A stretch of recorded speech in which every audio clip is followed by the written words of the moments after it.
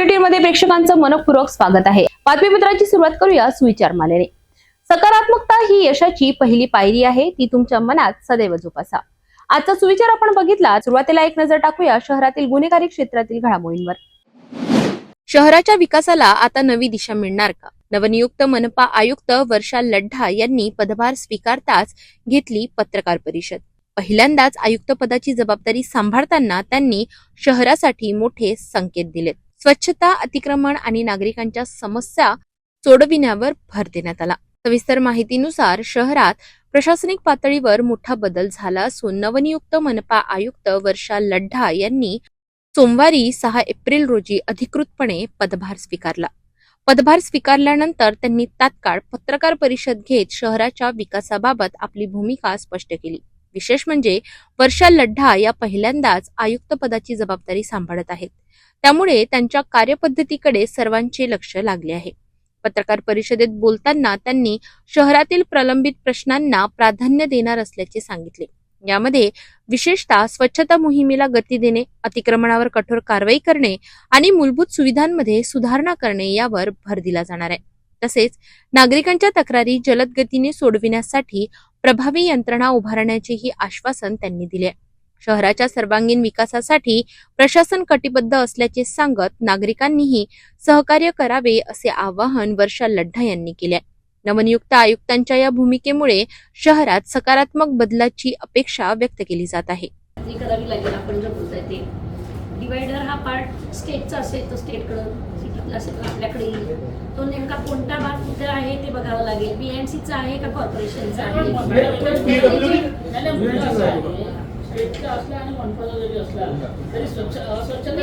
अस्वच्छतेचा विषय नाहीये।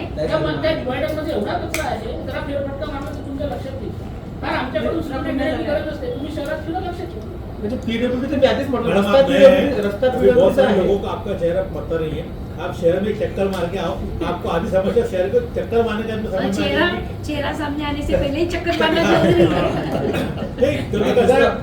असं आहे की प्रश्न खूप आहे तुमच्याच बाकी गोष्टी तुमच्या करणारच मान्य आहे, पण असं आहे की चायपेक्षा किटल्या ग्राम जास्त आहे का तुमच्या महापालिकेमध्ये? म्हणजे तुम्हाला फॉर एक्झाम्पल सांगतो, मागच्या 25 तारखेला दुपारपर्यंत बसल्या विचारून घेतो माझ्या तुमच्या तोंडावर, मागच्या 25 तारखेला काही कंत्राटी कर्मचाऱ्यांच्या बदल्या केल्या होत्या आयुक्तांनी, मान्य आयुक्तांनी। अजून ते रजू झाले नाही आहे। कंत्राटी कर्मचारी आयुक्तांना आदेशचा पालन करत नाही आहे, कोणीच कोणाला ऐकायला तयार नाही आहे, सगळे इथं राहिले आहे। म्हणजे तुम्ही बाहेरच खूप मोठी गोष्ट, पण तुम्ही आपल्या कॉर्पोरेशनचे जे अधिकारी आहे ना त्यांना शिस्त लावा। दूसरा विषय ये है कि संपत्ति करता जो हाउस होल्डर्स हैं उनसे तो हम सख्ती से वसूली करने की कोशिश करते हैं, लेकिन बड़े बड़े मॉल्स हैं, बड़े बड़े हॉस्पिटल्स हैं, इनमें बहुत लमसम संपत्ति का बकाया है। उसकी वसूली के लिए कोर्ट में लगाया जाता है या उसके लिए कोशिश नहीं की जाती। आज मैंने बहुत ज़्यादा ड्यूटी दी जाती है, उसमें थोड़ा सा ध्यान देना मुझे लगता है ज़्यादा जरूरी है। मैंने आज ही सुबह बताया है कि मुझे ये जो मेन पॉइंट्स है इनकम सोर्स के, जैसे कि टैक्स, तो मैंने आज सुबह इंस्पेक्टर देशमुख साहब से बोला है कि मुझे टैक्स के लिए जो भी अभी मार्च तक का था वो, और अभी जो हम आगे का हमें प्लान करना है वो उस हिसाब से हम 2 दिन में बैठेंगे, 2-4 दिन में। मुझे प्लान तो करना जरूरी है क्योंकि बेसिक इनकम के सिवा हम आगे नहीं बढ़ सकते।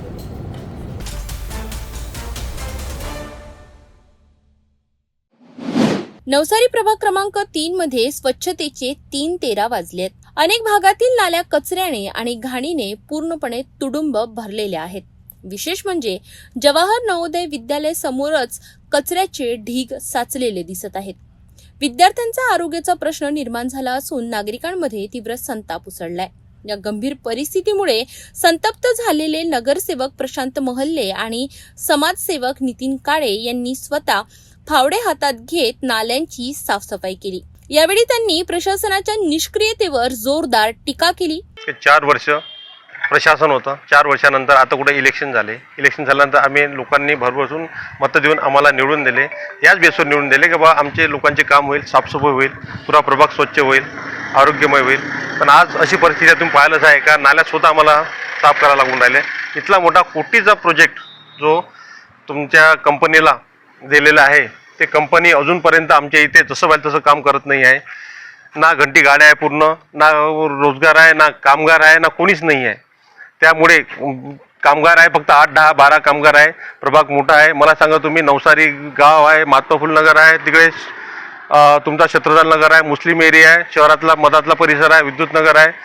त्या पूर्ण परिसर असताना हा काम 10 आणि 12 कामगारामध्ये हा प्रभाग होत नाही आहे. धुवारणी नाही आहे, फवारणी नाही आहे. मला हे समजून नाही आलं. इथलं मोठं तुम्ही नियोजन केलं, इथलं मोठे लोक वरवरचे अधिकारी बसले होते, तुम्ही त्या कंपनीला कोणा कंपनीला ठेका दिला, पण त्याच्यामध्ये धुवारणी नाही, फवारणी नाही, मग तुम्ही करून काय राहिले? याच्या अगोदर हे सर्व होतं. आज म्हणतात का त्याच्या, मग हे कोण करणार आहे? स्थानिक नागरिकांनीही प्रशासनाविरोधात नाराजी व्यक्त करत सांगितले की मनुष्यबळाचा तुटवडा आणि आरोग्य विभागाचे दुर्लक्ष यामुळे ही परिस्थिती निर्माण झाली आहे. काही वर्षापासून इथं नाल्या काढलेल्या नाही आहे. जेव्हापासून प्रशांत भाऊ आले निवडून तेव्हापासून 2-3 वेळा त्यांना वरवरच्या नाल्या साफ केलेल्या आहे. त्याच्यानंतर काहीच नाही. त्याच्यात गाळ काढलेला नाही आहे. तो कधी बाटम यानं काढलेला आहे, तो उतार निघून पाणी जाऊ शकते. महानगरपालिकेनं जो कोणार्क नावाच्या कंपनीला जो ठेका दिलेला आहे, त्या कंपनीमुळं आम्ही इथल्या लोकांना स्वच्छतेमध्ये कमी पडत आहे. कारण याच्या मागं कारण हे आहे की तिथले लोक आम्हाला मजूर नाही देत आहे नाल्या साफ करायचे. घंटी गाड्यावाल्यावर लक्ष नाही देत व्यवस्थित. आम्ही पाहतो तो आम्हाला म्हणते आम्ही करून लोकांचे आम्हाला कॉल येतात की 15-15 दिवस तुम्ही म्हणता की 10 गाड्या आहेत, तर 10 गाड्यातनी पूर्ण प्रभाग झाला पाहिजे. 15-15 दिवस अगर एका एरियात गाडी नाही जाणार तर लोक मग आम्ही लोकांना उत्तर काय देऊ? आरोग्य अधिकारी जाधव यांच्या कामकाजावरही प्रश्नचिन्ह उपस्थित करण्यात आले. दरम्यान येणाऱ्या डॉक्टर बाबासाहेब आंबेडकर जयंतीपूर्वी तात्काळ स्वच्छता मोहीम राबवावी, अन्यथा कचरा थेट मनपा कार्यालयात टाकण्याचा इशारा नगरसेवकांनी दिलाय. आता मनपा प्रशासन या इशाऱ्याची कितपत दखल घेते हे पाहणं महत्त्वाचं ठरणार आहे. आता मच्छराचा त्रास आहे, तिकडे तिकडे मच्छर आहे, लोकांना डेंगूचे चान्स आहे. अशा याच्यात फवारणी निवडून राहिली, धुवारणी निवडून, आम्ही करावं काय? लोकांनी एवढं मोठं आम्हाला निवडून दिलं, आम्ही गरिबासाठी निवडून नाही दिलं, लोकांनी काम करायला निवडून दिलं. असं जर झालं असेल तर आम्हाला 8 दिवसाचं जर हे व्यवस्थित झालं नाही तर आम्ही सर्व लोक 100-200 लोक महानगरपालिकेच्या आवारात ठिय्या आंदोलन करू.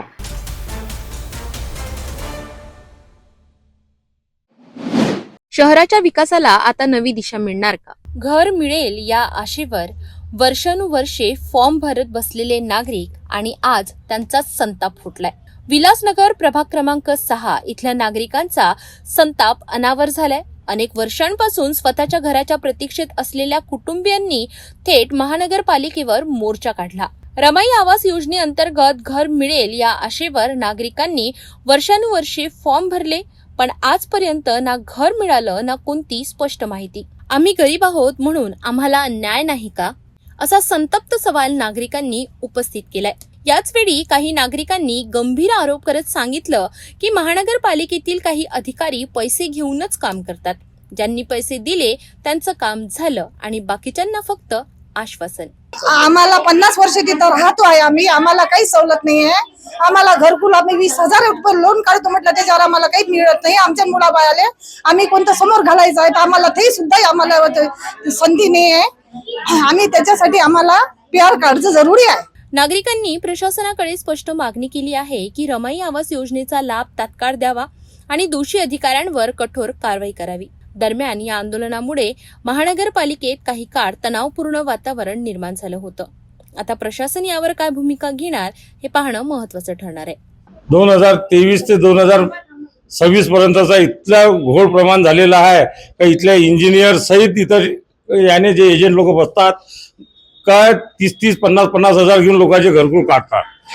ह्या समस्यासाठी आम्ही जनतेच्या सोबत इथे आलेलो आहे आणि सुभाष साहेब चव्हाणला सांगितलं का अगर जर तुम्ही ह्या महानगरपालिकेतून हे एजंटची हटवण्यात आली नाही, रमाई आवास योजनेच्या अंतर्गत गोरगरिबांना जर त्यांचं छत मिळालं नाही तर आम्ही इथून ह्या इंजिनियरची वरात काढण्यात येईल.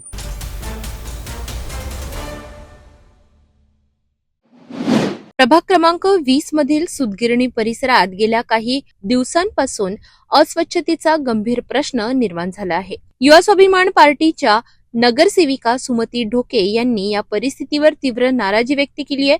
त्यांच्या म्हणण्यानुसार कोणार्क कंपनीला स्वच्छतेचा ठेका दिल्यापासून परिसरात स्वच्छतेची स्थिती अधिकच बिघडली आहे. नाल्यांची नियमित साफसफाई होत नसल्यामुळे सांडपाणी थेट नागरिकांच्या खासगी जागेत घुसत आहे, ज्यामुळे नागरिकांना मोठा त्रास सहन करावा लागत असून परिसरात दुर्गंधीचे वातावरण पसरले आहे. याचा थेट परिणाम नागरिकांच्या आरोग्यावर होत असल्याची भीती व्यक्त केली जात आहे. नगरसेविका सुमती ढोके यांनी प्रशासनाला आणि संबंधित कंपनीला इशारा देत स्पष्ट सांगितले आहे की जर 8 दिवसांच्या आत प्रभाग स्वच्छ करण्यात आला नाही तर त्या तीव्र आंदोलन छेडतील. आता प्रशासन याकडे किती गांभीर्याने पाहते आणि नागरिकांना दिलासा मिळतो का हे पाहणं महत्त्वाचं ठरणार आहे. गेल्या 2 ते 3 महिन्यापासून प्रभागात फवारणी फॉगिंग नाही, चौक झाडल्या जात नाही, कचरा उचलला जात नाही.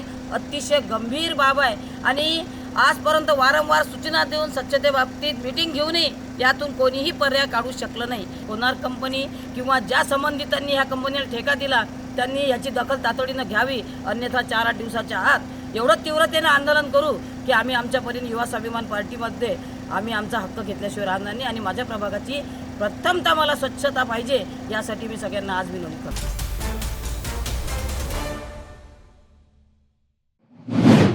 महाराष्ट्रभरातील सफाई कामगारांच्या प्रश्नांकडे दुर्लक्ष होत असल्याचा आरोप करत अखिल भारतीय सफाई मजदूर युनियनच्या वतीने जिल्हाधिकारी कार्यालयासमोर जोरदार धरणे आंदोलन करण्यात आलं. या आंदोलनात एकच आवाज घुमत होता, नोकरी द्या, हक्क द्या, अन्यथा लढा उग्र होईल. कामगारांच्या प्रमुख मागण्यांमध्ये राज्यात 1 लाख सफाई कामगारांची भरती, खासगीकरण पूर्णपणे बंद, ठेकेदारीवर काम करणाऱ्या कामगारांना कायम नोकरी, लाडपागे समितीची अंमलबजावणी, महर्षी वाल्मिकी आर्थिक विकास महामंडळाची स्थापना, नगरपालिका व नगरपंचायतीतील कामगारांचे समायोजन या सर्व मागण्यांचा समावेश होता.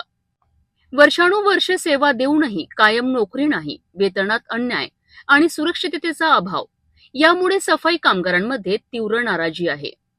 मोठ्या संख्येने जमलेल्या कामगारांनी घोषणाबाजी करत प्रशासनाला धारेवर धरलाय. यावेळी संघटनेने स्पष्ट इशारा दिलाय, लवकर निर्णय झाला नाही तर आंदोलन आणखी तीव्र करण्यात येईल. मैं गणेश तंबोले, अखिल भारतीय सफाई मजदूर यूनियन का प्रदेश महासचिव, और ये जो आज का जो आंदोलन है 6 अप्रैल का, ये राज्यव्यापी आंदोलन है. पूरे महाराष्ट्र में 36 जिलों में ये आंदोलन शुरू है और सफाई कामगार की अनेक समस्याओं के विषय में 17 मार्च को मुख्यमंत्री महोदय जी को एक नोटिस के द्वारा इसकी सूचना दी गई कि इस विषय पर हमारे जो विषय है उस पर चर्चा की जाए, परंतु उन्होंने चर्चा के लिए नहीं बुलाया तो ये आंदोलन की रूपरेखा बनानी पड़ी. और हमारे अखिल भारतीय सफाई मजदूर यूनियन के राष्ट्रीय अध्यक्ष चरण सिंह जी टाक साहब, इनके नेतृत्व में ये आंदोलन हो रहा है. और आज अमरावती जिले के माध्यम से ये आंदोलन यहाँ पर धरने आंदोलन किया जा रहा है. 4 बजे माननीय मुख्यमंत्री महोदय जी को जिलाधिकारी इनके माध्यम से हम एक निवेदन सौंपेंगे और वो निवेदन सौंपने के बाद यहाँ पर आकर 5 बजे हमारा ये धरना आंदोलन समाप्त होगा. और ये धरने आंदोलन के बावजूद भी अगर शासन ने नहीं सुना तो पूरे महाराष्ट्र में काम बंद आंदोलन किया जाएगा, ऐसी भूमिका संगठन की तरफ से ली जाएगी.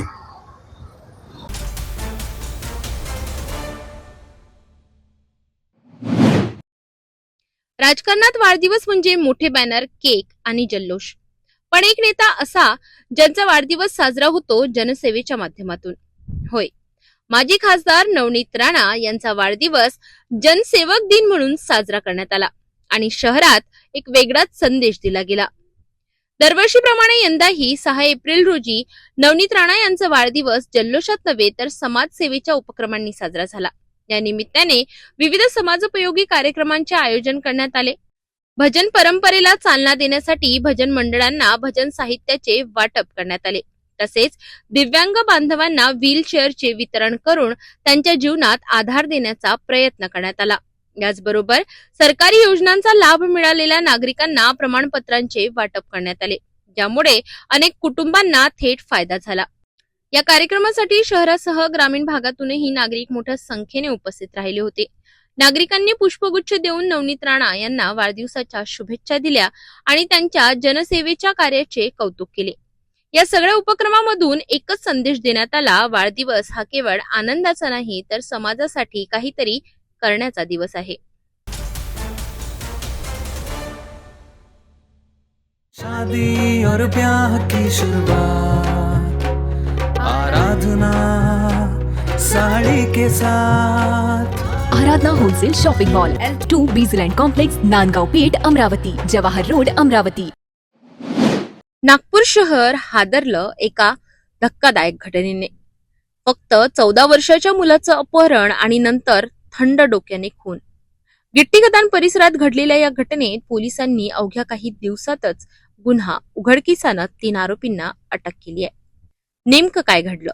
नागपूरमधील गिट्टीखदान परिसरात राहणारा अथर्व दिलीप नानोरे अवघं वय 14 वर्ष 2 एप्रिल रोजी हनुमान जयंतीच्या मिरवणुकीत सहभागी झाला, पण रात्री उशिरापर्यंत घरी न परतल्याने कुटुंबियांनी शोध सुरू केला आणि दुसऱ्याच दिवशी पोलिसात अपहरणाचा गुन्हा दाखल करण्यात आला.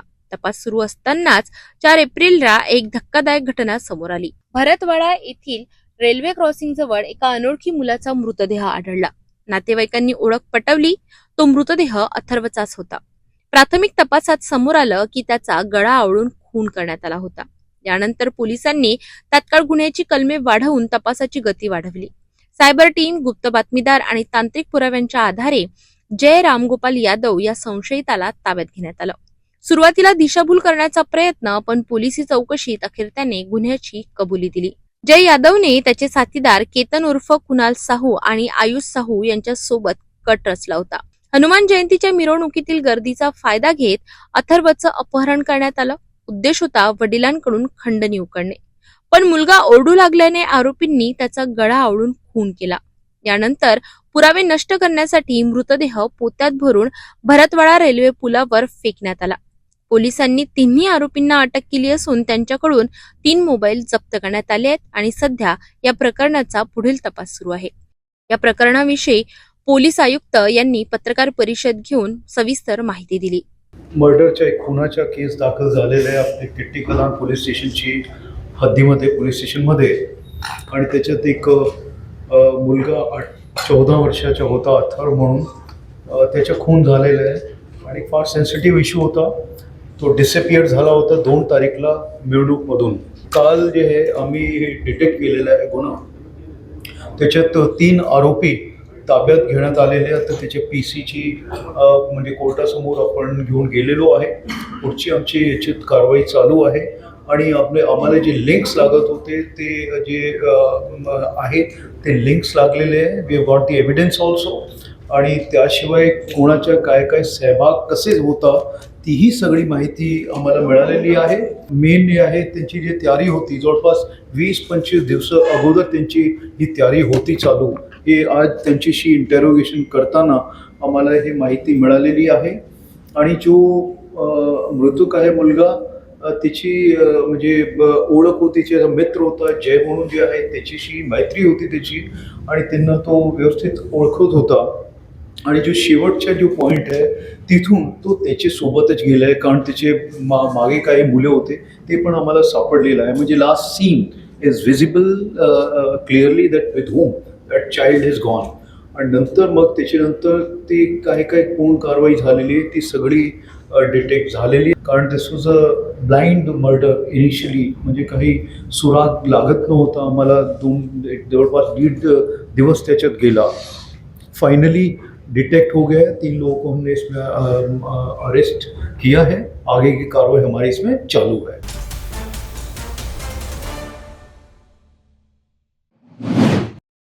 नागपूर जिल्ह्यातील देवलापार परिसरातून एक धक्कादायक आणि तितकीच आश्चर्यकारक घटना समोर आली आहे. रामटेक जिल्ह्यातील बेलदा येथील रहिवासी 32 वर्षीय अरुण राधेश्याम तांदुळकर हा 1 एप्रिल रोजी सकाळी घरातून बाहेर पडला आणि त्यानंतर तो परतलाच नाही. कुटुंबियांनी सर्वत्र शोध घेतला, मात्र काहीच पत्ता लागला नाही. अखेर पोलिसात हरवल्याची तक्रार दाखल करण्यात आली. यानंतर पोलीस आणि स्थानिक ग्रामस्थांनी एकत्र येत मोठ्या प्रमाणावर शोध मोहीम सुरू केली.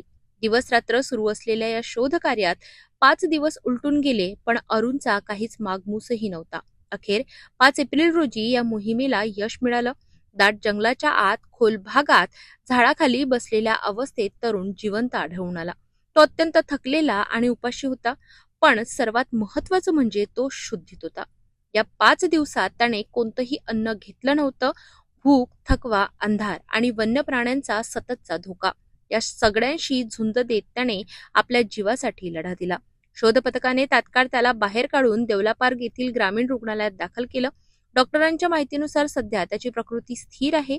या घटनेनंतर कुटुंबीय भावूक झाले असून त्यांनी देवाचे आणि शोध पथकाचे आभार मानले. परिसरात एक चमत्कारिक बचाव कथेची जोरदार चर्चा सुरू आहे. खरंच देवतारी त्याला कोण मारी याची प्रचिती देणारी ही घटना ठरली आहे.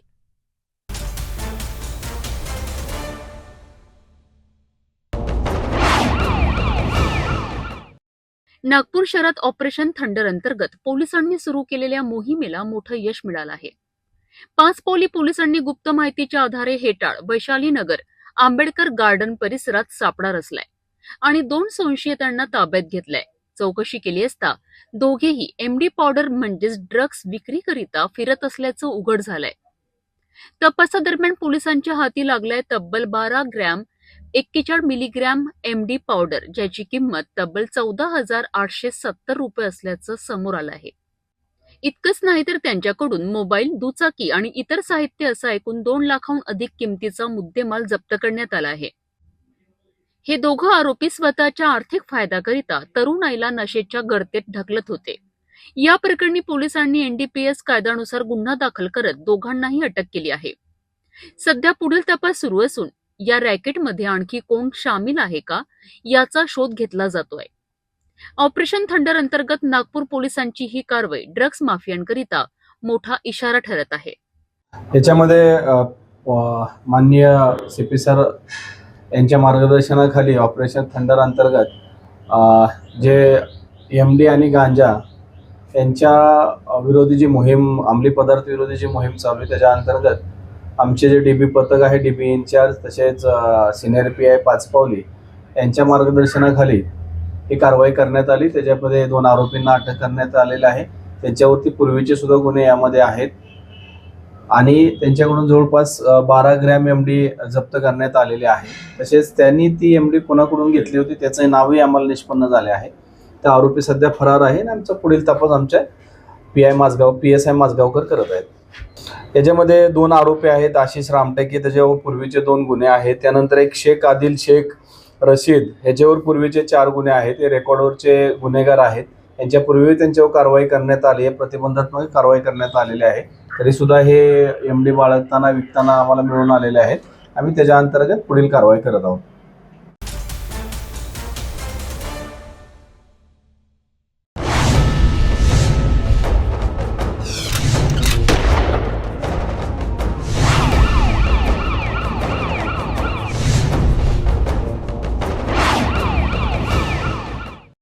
रामटेक तालुक्यातील सोनेघाट परिसर शांत असलेला हा भाग अचानक रक्तरंजिश झाला. मृत तरुण समीर ध्रुव, वय फक्त 18 वर्ष. आणि काय कारण? तर फक्त एक चप्पल. रामनवमीच्या दिवशी मंदिराबाहेर ठेवल्याच्या चप्पलांमधून एकाने चुकून दुसऱ्याची चप्पल घातली. यातून सुरू झाला वाद. दुसऱ्या दिवशी गैरसमज दूर होण्याऐवजी हा वाद आणखी पेटला आणि शेवटी 5 एप्रिलच्या रात्री सोना ब्रिक्स वीट भट्ट्याजवळ याचा स्फोट झाला. दारूच्या नशेत असलेल्या 4 तरुणांनी समीरवर विटा आणि काठ्यांनी हल्ला चढविला. हल्ला इतका क्रूर होता की समीर रक्ताच्या थारोड्यात कोसळला. स्थानिकांनी त्याला रुग्णालयात नेलं, पण डॉक्टरांनी त्याला मृत घोषित केलं. एका छोट्याशा वादाने घेतला एक तरुणाचा जीव. आणि पुन्हा एकदा प्रश्न उभा राहिला, आपण इतके असहिष्णू कसे झालो? दरम्यान रामटेक पोलिसांनी दाखवली तात्काळ कारवाई. अवघ्या 2 तासात 4ही आरोपींना अटक करून पुढील तपास सुरू आहे.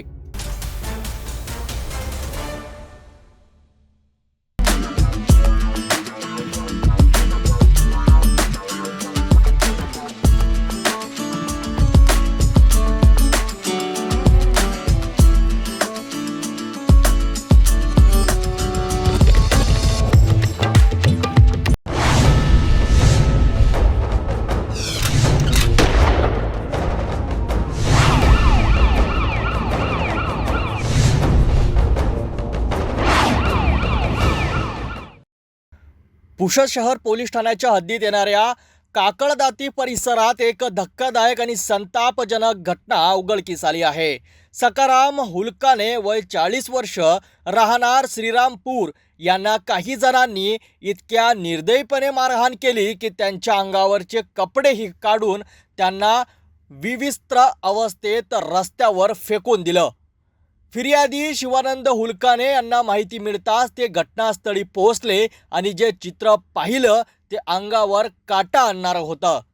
सकाराम यांचे हातपाय दोरीने बांधलेले, शरीरावर मारहाणीचे गंभीर जखमा आणि विविस्त्र अवस्थेत रस्त्यावर टाकलेले. या माणूस कृत्यामागे विठ्ठल भाकरे, रोहन भाकरे, प्रशांत उर्फ पवन भाकरे, योगेश भाकरे हे 4 आरोपी असल्याचं समोर आलं आहे. मुख्य आरोपी विठ्ठल भाकरे पाईप लाताबुक्क्यांनी सकाराम यांना बेदम मारहाण करत होता. जखमी अवस्थेत सकाराम यांना घरी नेण्यात आलं, मात्र प्रकृती खालावल्याने त्यांना रुग्णालयात दाखल करण्यात आलं. पुसद येथून नांदेडला हलविण्यात आलं, पण अखेर विश्वपुरी शासकीय रुग्णालयात रात्री 9:30 वाजताच्या सुमारास त्यांचा मृत्यू झाला. या दरम्यान पोलिसांनी तत्पर कारवाई करत 4ही आरोपींना अटक केली आहे. मात्र या माणूस मारहाणीचं कारण अद्यापही अस्पष्ट आहे.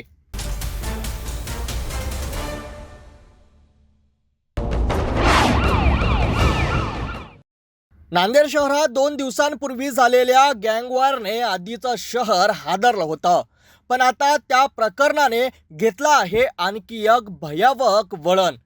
गँगवॉरमध्ये मयत झालेल्या अरिजित सिंग चौहानच्या भावाने रुग्णालयात घुसून थेट मारेकऱ्यांवर खंजिराने हल्ला केला. होय, तुम्ही बरोबर ऐकत आहात. हा सगळा प्रकार पोलिसांच्या उपस्थितीत घडला आणि त्याचा व्हिडिओ आता सोशल मीडियावर वाऱ्यासारखा व्हायरल होत आहे. व्हिडिओमध्ये स्पष्ट दिसत आहे की रांगाच्या भरात आरोपीवर सपासप वार केले जात आहेत आणि पोलिसांसमोरच कायद्याची धज्जा उडवल्या जात आहेत. या घटनेनंतर नांदेड शहरात भीतीचा सावट आणखी गडद झाला आहे. कारण आता गुन्हेगाराचं नाही तर सामान्य लोकही कायदा हातात घेताना दिसत आहेत. पोलिसांनी तात्काळ कारवाई करत अरिजित सिंगच्या भावाला ताब्यात घेतलाय. मात्र हा प्रश्न कायम आहे की नांदेडमध्ये कायद्याचं राज्य आहे की सुडाचं.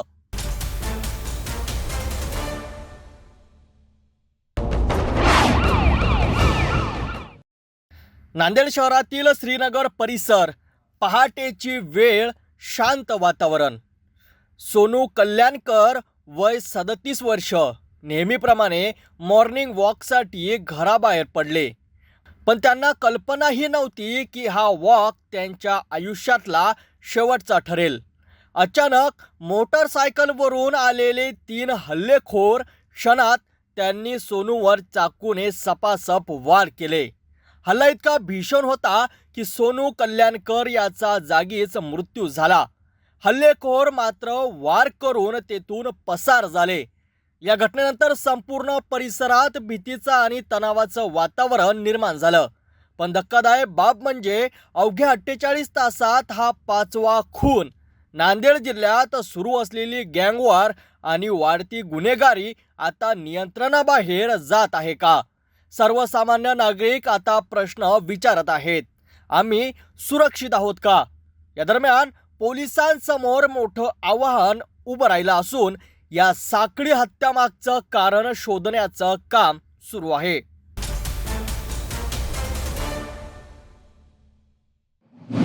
नांदेडमध्ये वाढत्या गुन्हेगारीच्या घटनांमुळे संपूर्ण राज्याचं लक्ष या जिल्ह्याकडे लागलं आहे आणि याच पार्श्वभूमीवर माजी मुख्यमंत्री अशोक चव्हाण यांनी मोठं वक्तव्य केलं आहे.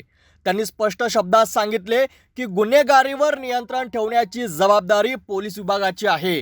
कुठल्याही गुंडांना राजाश्रय मिळणार नाही. याच सोबत त्यांनी पोलिसांकडून कडक कारवाईची अपेक्षा व्यक्त केली आहे.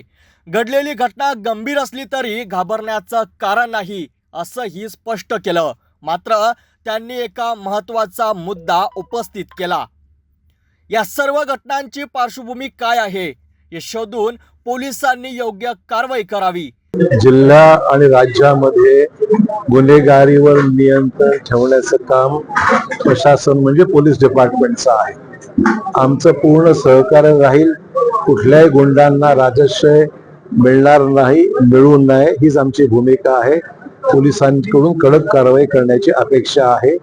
जे घडलं ते वाईटच आहे, परंतु याच्यामागे कोण आहे, का आहे, कशा पार्श्वभूमीवर झालेला आहे ही संपूर्ण माहिती घेऊन माझी अपेक्षा आहे की याच्यावर कारवाई पोलीस डिपार्टमेंट करेल.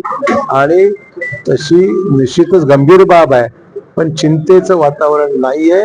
ही गोष्ट आटोक्यात आणण्याकरता पोलिसांनी तातडीने पावलं उचलावीत अशी अपेक्षा आहे. बारामतीमध्ये काँग्रेसने उमेदवार दिला. कालच सांगितलं होतं की काँग्रेसची शक्ती तिथे नाहीये आणि त्यापेक्षा महाराष्ट्राची संस्कृती आणि परंपरा जी आहे, एखादी व्यक्ती गेल्यानंतर त्याच्या घरच्या कुटुंबियांना सहानुभूती लोकांकडून मिळते, मतदारांकडून मिळते आणि त्यामुळे ही जागा बिनविरोध आणण्याच्या संदर्भामध्ये सर्व पक्षांनी सहकार्य करावं अशी अपेक्षा आहे. आरोप केला होता शिक्षण काय तर शिक्षणाचा हा त्या ठिकाणी मुली मोठ्या प्रमाणात पळून दिल्या. असं आहे की हेमंत पाटील सुद्धा आमच्या महाविकास, आमची जी महायुती आहे महाराष्ट्रामध्ये, तर या महायुतीचे घटक पक्षाचे आमदार आहेत. त्याच्यामुळे आम्हा सर्व लोकप्रतिनिधी संयुक्त जबाबदारी राहणार आहे की जिल्ह्यामध्ये ज्या काही चुकीच्या गोष्टी घडत असतील तर त्याच्यावर प्रभावी नियंत्रण लोकप्रतिनिधी सत्ताधारी पक्षाची या नात्याने आम्हाला नियंत्रण ठेवण्याची जबाबदारी आम्हा सर्वांची आहे. बरं साहेब, या संदर्भात तुम्ही काही पोलीस अधीक्षकांची भेट घेऊन माहिती वगैरे घेणार आहे? मी बोललेलो आहे, बोलणार, परत बोलणार आहे. कधी थांबवण्यासाठी काही उपाययोजना वगैरे त्यांच्याकडून त्यांची बाजू आता काल परवाच घटना घडला असल्यामुळे ती चौकशी इन्व्हेस्टिगेशन वगैरे सुरू आहे. काही लोकांना अटक करण्यात आलेली आहे. त्यामुळे त्यांची ही प्रक्रिया त्यांची पूर्ण होऊ द्या, नंतर ते मोकळे त्यांना बोलेन मी, पण त्यांच्या चौकशीमध्ये हस्तक्षेप मला करणार नाही मी. बात झालेली आहे आणि त्याच्यात तलवारी आणि खंजिराचा सरास वापर आहे. दवाखान्यात सुद्धा एकाला जाऊन मला माहिती आहे, सर्व गोष्टीची मला बारकाईने माहिती आहे. त्यांचा तपास कामामध्ये व्यत्यय यायला नको आणि म्हणून त्यांना मी डिस्टर्ब करणार नाही. त्यांचं काम मार्गी लागलं त्यांना बोलून गेलं. असं म्हणता येणार नाही. असं आहे की व्हिडिओ आहे सर, काय व्हिडिओ आहे त्याचा तिथे हॉस्पिटलमध्ये मग दाखवा, मी बघतो.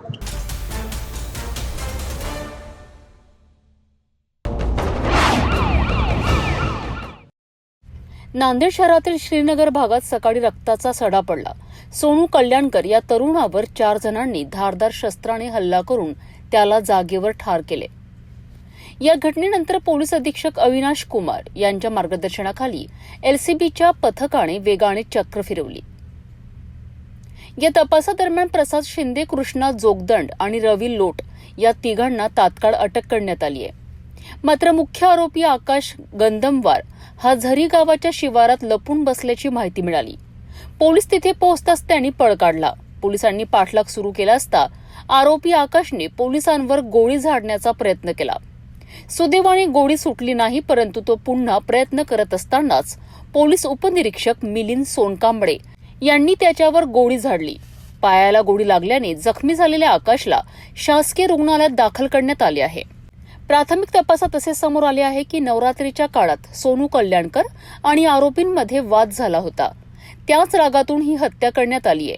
विशेष म्हणजे 2021 मध्ये रिंदा गँगचा सदस्य गोलू मंगनाडे यानेही सोनूवर गोळीबार केला होता. सध्या गोलू तुरुंगात असला तरी या हत्येशी त्याचा काही संबंध आहे का याचा तपास पोलीस करीत आहेत. येतो बरोबर फोटो व्हिडिओ. सर, नांदेड शहरामध्ये मागच्या 3 दिवसांमध्ये 5 लोकांचे मर्डर झालेले. काय तुम्ही सांगाल एक पोलीस प्रमुख म्हणून की हे 5 मर्डर कशा पद्धतीने होतात? मागच्या जे काही दिवसामध्ये जे मर्डर झालेलं आहे 3 इन्सिडेंट वेगवेगळ्या आयसोलेटेड इन्सिडेंट आहे. 2 भाग्यनगर पोलीस स्टेशन आणि 1 वजिराबाद पोलीस स्टेशनचा इन्सिडेंट आहे. आणि त्यामध्ये जे इन्व्हॉल्ड एक्युज्ड किंवा विक्टिम आहे ते वेगवेगळ्या कारणावरून मर्डर झालेला आहे, आयसोलेटेड आहे. कनेक्ट करून एक नरेटिव्ह बनला नाही पाहिजे. दुसरी गोष्टी, आजच्या जे मर्डर आहे भाग्यनगर पोलीस स्टेशन हदमध्ये, ह्यामध्ये विक्टिमचं नाम सोनू कल्याणकर आहे, एजेड अराउंड 30-35 इयर्स. आणि ह्यामध्ये आपण निष्पन्न केला जवळपास 4 आरोपी आतापर्यंत निष्पन्न झालेला आहे. आणि 4ही आरोपी नांदेड पोलीसनं खूप काही तासातच आम्ही डिटेन पण केलेला आहे आणि पुढील तपास त्यामध्ये चालू आहे. सर, हे ज्या आरोपींना आपण अटक केलेली आहे, तर यापूर्वीच्याही गुन्ह्यामध्ये आरोपी अटक झालेले आहेत का? यापूर्वीचे जे 2 इन्सिडेंट आहेत त्यातली आरोपी बहुधा पोलिसांनी अटक केली आहेत, आणि तुम्ही प्रतिबंधात्मक कारवाया किती केलेल्या आहेत आजपर्यंत? जे जस्ट एक बॅकग्राऊंड क्लिअर करण्यासाठी की हा जे 3 गुन्हे आहे, हा तिन्ही गुन्ह्यामध्ये असा दिसतो की जे इन्व्हॉल्ड लोक मेन आहे त्यांच्या क्राईमची पार्श्वभूमी आहे. ते कोणी सामान्य माणूस नाही, त्यांची क्राईमची पार्श्वभूमी आहे, त्यांचे ओल्ड जुने रायव्हलरी आहे जे इतकेपर्यंत त्यांनी काही करू शकला नाही, पण आता एक स्पर्ट दिसतो यामध्ये त्यांनी केलेला आहे. एकंदरीत मागच्या 2.5 वर्षमध्ये आम्ही जवळपास 45 MPDAची कारवाई करून नांदेड जिल्ह्याचे जे 45 सराईत गुन्हेगार होता, जे की आम्ही प्रचलित कायदाची प्रतिबंधक कारवाई केल्यानंतर सुद्धा सुधार झाला नव्हता, असा आम्ही MPDAमध्ये हर्सुल जेलमध्ये पाठवलेला आहे. त्यापैकी काही बाहेर पण आलेला आहे. एकंदरीत 55 आणि 56 महाराष्ट्र पोलीस ॲक्टमध्ये जे हद्दपारची एक्सटर्नमेंटची कारवाई असतो, त्यामध्ये जवळपास आम्ही 125-126 आरोपीला हद्दपार पण केलेला आहे मागच्या. तो असा एक मोठा प्रमाणावर जे सराईत गुन्हेगार हॅबिच्युअल ऑफेंडर्स होता, ते नांदेडमध्ये हद्दपार आहे किंवा MPDAमध्ये जेलमध्ये आहे. पण असा एकंदरीत थोडासा ऑब्झर्वेशन पण आहे की काही नवीन तरुण इंस्टाग्रामच्या असो किंवा सोशल मीडियाच्या असो, नवीन तरुण हा काही जुने गँगमध्ये किंवा त्यामध्ये सामील होऊन असा क्राईम करण्याची प्रवृत्ती एक थोडफार दिसतो. हामध्ये सुद्धा जे मेन आरोपी होता, भाग्यनगरचे इन्सिडेंटमध्ये सुद्धा मेन आरोपी जे अनिल पंजाबी आहे, त्यांची गँग लीडर आपण म्हणू शकतो, हा पण MPDAमध्ये आतमध्ये होता. साई लाला उर्फ साई ग्रेवाल हा पण MPDAमध्ये आतमध्येच होता, 1 महिन्यापूर्वी जवळपास बाहेर आला होता. तसेच त्यांचे 2 साक्षीदारवर MPDA प्रपोज्ड होता. म्हणून असा एकंदरीत दिसतो की त्यांच्यावर वॉच आहे, त्यांच्यावर जे मॅक्सिमम पॉसिबल पोलिसिंग कारवाई आम्ही केलेला होता, पण बाहेर आल्यानंतर आणि काही नवीन मेंबर्सला घेऊन त्यांनी असा कृत्य केलेला आहे. आयसोलेटेड इन्सिडेंट आहे. नांदेड पोलीस फुल्ली कॉन्फिडंट आणि केपेबल आहे की यांच्यावर आम्ही 0 टॉलरन्स ठेवून यापुढे सुद्धा कारवाई करणार. आम्ही गॅरंटी नाही देऊ शकणार की होणार नाही, पण झाल्यानंतर त्यांच्यावर 0 टॉलरन्स आणि प्रिव्हेंट करण्यासाठी जे काही मॅक्सिमम आम्ही करू शकतो तो 100% नांदेड पोलीस, LCBची टीम आणि आमची ग्रामीण स्थानिक पोलीसची टीम 100% करणार. आज एक आरोपीला पाठलाग करत असताना त्याने आपल्या दिशेने गोळीबार केला आणि प्रत्युत्तरात आपण त्याच्यावर गोळीबार केला. काय नेमकी घटना? आज एक आरोपी अंकुश गंधमवार जे की आजच्या मर्डरमध्ये इन्व्हॉल्ड होता आणि त्यांची पर्स्यू करत होता आमची LCBची PSI मिनिल सोनकांबले आणि त्यांची टीम.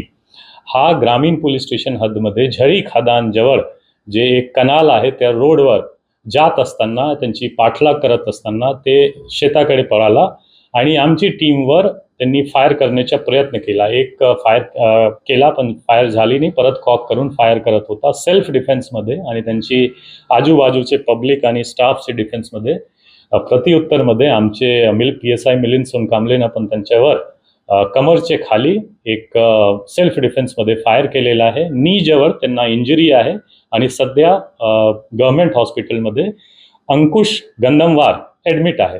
जस्ट एक ॲड करण्यासाठी की अंकुश गंधमवार एक ऑन रेकॉर्ड क्रिमिनल्स होता, त्यांच्यावर बॅग स्नॅचिंग, जुगाड आणि असा गुन्हे दाखल आहे. तो पण ऑन रेकॉर्ड एक क्रिमिनल होता, ज्यांच्यावर पोलिसनं काही तासातच त्यांना ॲप्रिहेंड करून त्यांच्यावर प्रत्युत्तरमध्ये सेल्फ डिफेन्समध्ये फायर पण केलेला आहे आणि सध्या हॉस्पिटलमध्ये आहे.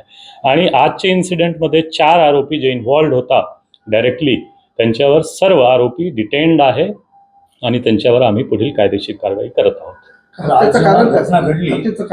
हत्येचं कारण जे तात्कालिक दिसतो की काही महिनेपूर्वी नवरात्राची महिनेमध्ये त्यांचे काही वाद झाला होता. काही वादविवाद, शिवीगाळ वगैरे झाली होती, किरकोळ वाद. आणि नंतर काही दिवसापूर्वी आता सुद्धा काही त्यांची बाचाबाची झाली होती, जी किरकोळ स्थानिक लेवलवर होता.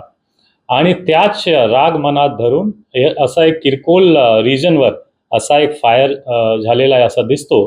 पण यांच्या मागे थोडंफार अजून आपण जाऊन चौकशी करणार की यांच्या मागे सुद्धा काही लार्जर कॉन्स्पिरसी आहे का, काही अजून पार्श्वभूमी आहे का. रिजन असा आहे की जे दोन्ही पार्टी इन्व्हॉल्ड आहे, सोनू कल्याणकर यांची पण क्रिमिनल पार्श्वभूमी आहे, त्यांच्यावर जवळपास 6 गुन्हे दाखल आहे, ज्यामध्ये की 307 अटेम्प्ट टू मर्डर, 353 म्हणजे पब्लिक ऑफिशियलवर अटॅक करणे, 188, 135 असा सर्व गुन्हे विक्टीमवर पण दाखल आहे. तसेच जे एक्युज्ड इन्व्हॉल्व होता जसा की अंकुश गंदलवार आणि दुसरे आरोपी यांची पण थोडंफार क्रिमिनल पार्श्वभूमी आहे.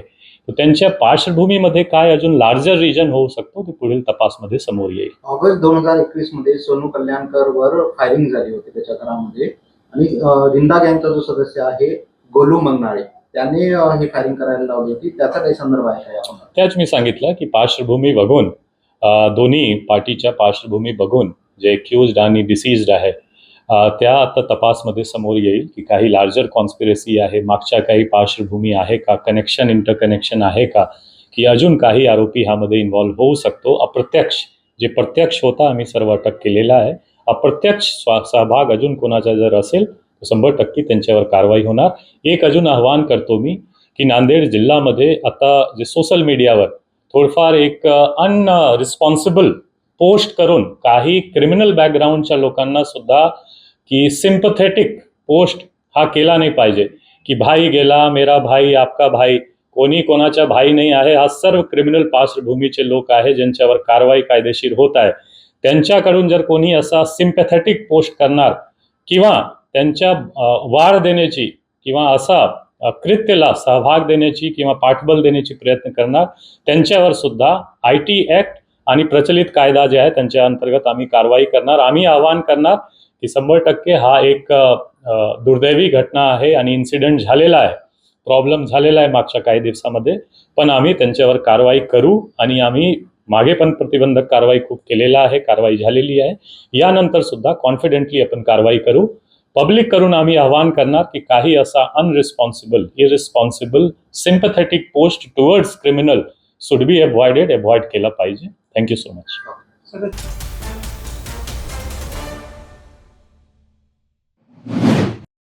जालना जिल्ह्यातील सामनगाव परिसरात जमिनीतून ज्वलनशील पदार्थ बाहेर येत असल्याचा व्हिडिओ सोशल मीडियावर व्हायरल झाला आणि नागरिकांमध्ये भीतीचं वातावरण निर्माण झालं.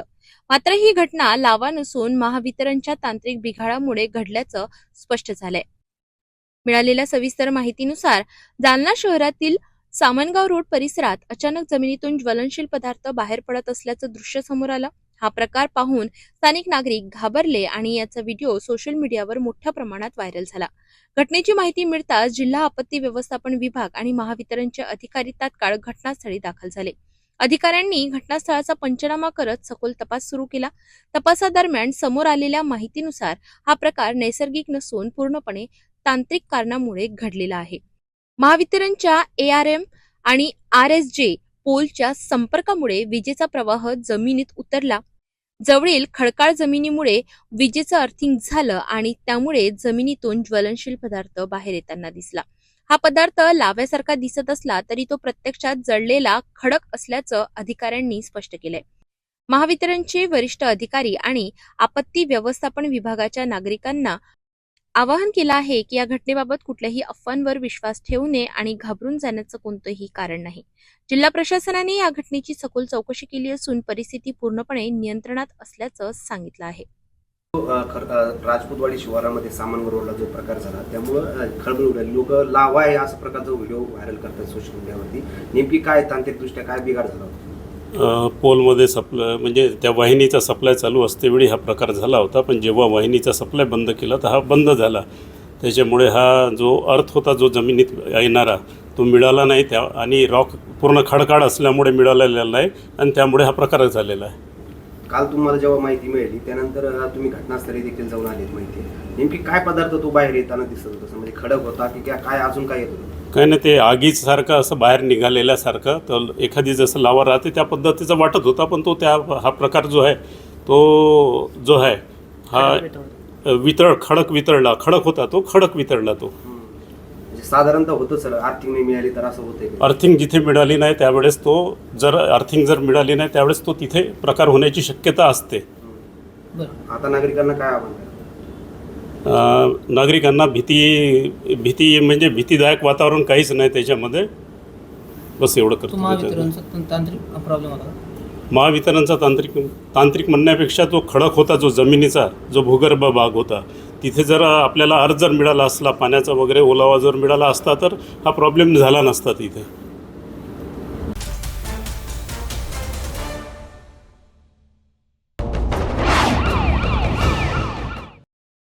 रावेर तालुक्यातील 15 वर्षीय अल्पवयीन मुलीला पळवून नेणाऱ्या आरोपीला पोलिसांनी तब्बल 19 तासांच्या थरारक शोध मोहिमेनंतर मध्य प्रदेशातून अटक केली. सविस्तर माहितीनुसार रावेर तालुक्यातील एका गावातून 28 मार्च रोजी सकाळच्या सुमारास 15 वर्षीय अल्पवयीन मुलीला पळवून नेण्यात आलं होतं. या घटनेमुळे परिसरात एकच खळबळ उडाली होती. घटना घडल्यानंतर तात्काळ रावेर पोलीस ठाण्यात गुन्हा दाखल करण्यात आला होता. या प्रकरणाचा तपास करीत असताना पोलीस निरीक्षक डॉक्टर विशाल जयस्वाल यांच्या मार्गदर्शनाखाली पोलिसांनी सीसीटीव्ही फुटेज आणि तांत्रिक माहितीच्या आधारे तपास सुरू केला. तपासादरम्यान आरोपी शुभम पाटील राहणार खिरोदा याचा माग काढण्यात आला. मात्र पोलीस पोहोचण्याआधीच तो ठिकाण बदलून निघून गेला होता. तरीही पोलिसांनी हार न मानता सलग 19 तासांची शोध मोहीम राबविली आणि अखेर मध्य प्रदेशातून खरगोन जिल्ह्यातील भिकनगाव येथून आरोपीला ताब्यात घेतलं. सर्वात महत्वाची बाब म्हणजे पीडित मुलीला पोलिसांनी सुखरूपपणे रावेर येथे परत आणलं. सध्या या गुन्ह्याचा पुढील तपास पोलीस उपनिरीक्षक मनोज महाजन करीत आहेत.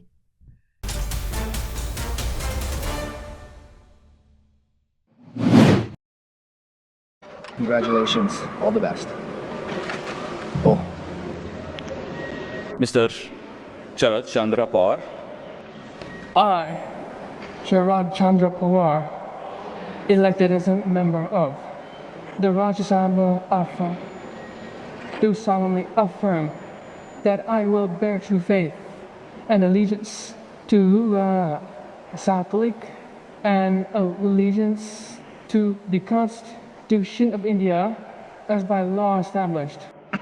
I will uphold the integrity of India and will faithfully, fully discharge the duties of the office I am about to assume.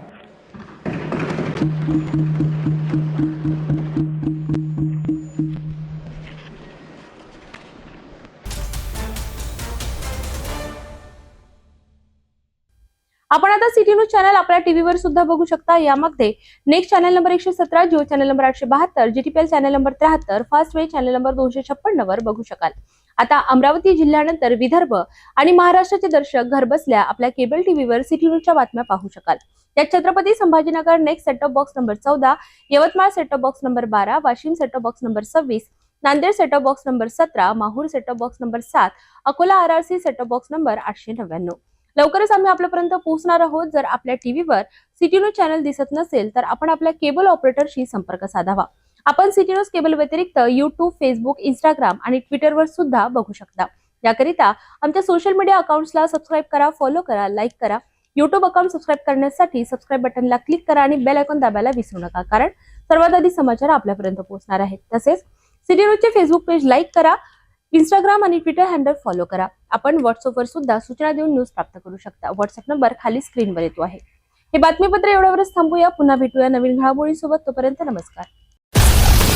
हर खबर पर पैनी नजर, हर मुद्दे पर सटीक वार, यही है सिटी न्यूज की पहचान. जहाँ सच्चाई की आवाज दबाई जाती है, वहाँ सिटी न्यूज उठाता है सवाल. हर स्क्रीन पर, हर प्लेटफॉर्म पर हमारी मौजूदगी बोलती है. सिटी न्यूज हमेशा सच के साथ.